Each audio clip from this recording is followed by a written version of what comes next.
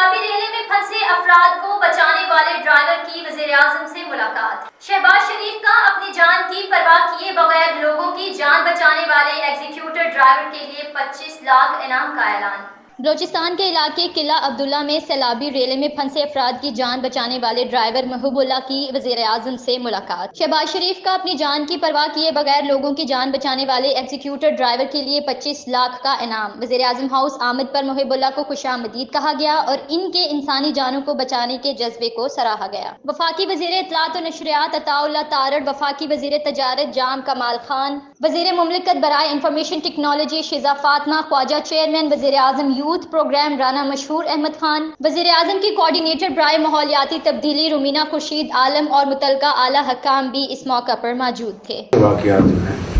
وہ بہت ایک پوری قوم کو ایک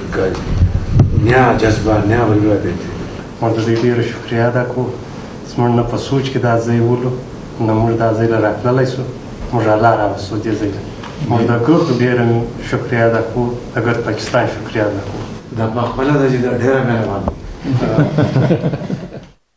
کاکاړو مسیزۍ د توت اړې سره زموږ تعلقات دی